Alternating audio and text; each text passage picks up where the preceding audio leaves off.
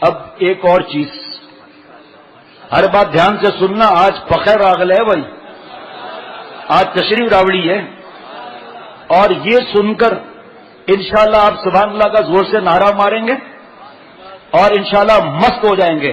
اور سب سے زیادہ مست پوری دنیا میں جہاں عورتیں سن رہی ہیں، جہاں جہاں پوری دنیا نہیں، جن جن ملکوں میں جہاں جہاں خواتین سن رہی ہیں اور شریعت پر چلنے کی فکر کر رہی ہیں، آج تو وہ انشاءاللہ تعالی 2 روٹی زیادہ کھائیں گی. جو شرعی پردہ اور دین پر چلنے کی فکر کر رہی ہیں، ہم بھی مست ہو جائیں گے. یہ ہمارے مفتی انوار الحق صاحب ابھی 4 سدہ سے آئے ہیں، چھٹیاں گزار کر کئی بیانات کر کے. ایک NGO's لڑکی اور ایک باپردہ خاتون کی بات چیت. ٹھیک، یہ واقعہ شیخ الحدیث حضرت مولانا محمد ادریس صاحب دامت برکاتہم، جو مولانا فقیر محمد صاحب رحمۃ اللہ علیہ کے خلیفہ ہیں اور 4 سدہ میں ان کا مدرسہ ہے، میرے خیال میں 450 جو 500 دورے کے طالب علم ہیں وہاں، انہوں نے سنایا. سوات کے علاقے میں NGO's والے بڑے پیمانے پر کام کرتے ہیں اور پردہ دار خواتین کو گھر سے نکالنے کی کوششیں کرتے ہیں اور مختلف طریقوں سے گھر کی خواتین کے ذہن کو خراب کرتے ہیں. اور یہ بے حیا نام محرم کے ساتھ اٹھنا بیٹھنا، ان کا گھروں سے دور، 1-2 لاکھ کی تنخواہیں تو ماں باپ بھی بھیج دیتے ہیں ان کو. ان کا کام ہے دین کے خلاف چلانا. انشاءاللہ آپ کو مزہ آئے گا. خان صاحب سمجھ رہا ہے؟ ہاں، اس کو آگے بھی پھیلانا ہے، اس کا کلپ بھی بنانا ہے. ٹھیک ہے، کلپ کو پورے دنیا میں پھیلانا ہے. بولو نا بھائی.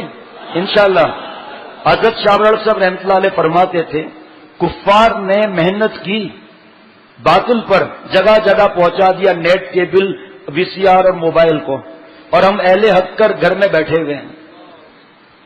تو NGO's کی ایک لڑکی وہاں ایک گھر میں گئی اور اس گھر کی خاتون سے کہا کہ تم عورتیں گھروں میں قید ہو، باہر نکلو نکلو نکلو، باہر نکلو.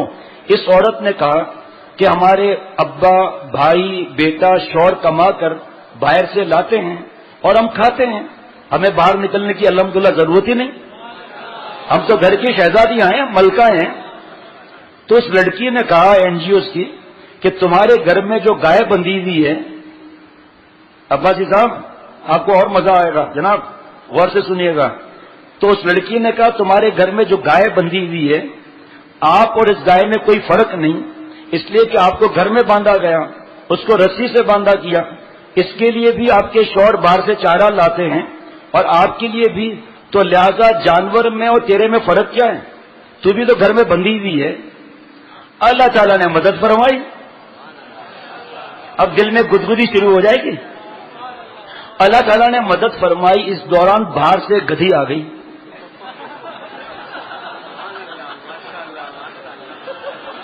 دیکھو مزہ آ رہا ہے سب کو ابھی سے ہی.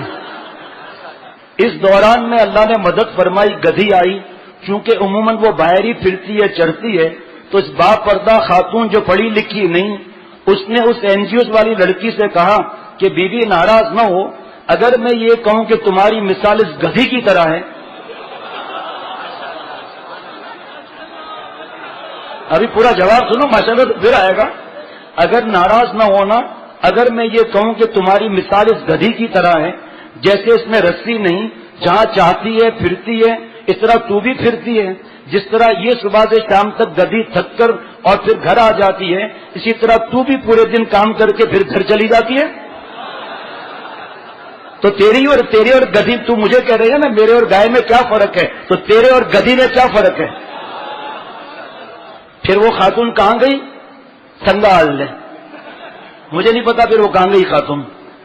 ساری زندگی کے لیے اس کو انشاءاللہ عبرت مل گئی ہوگی انشاءاللہ تعالی.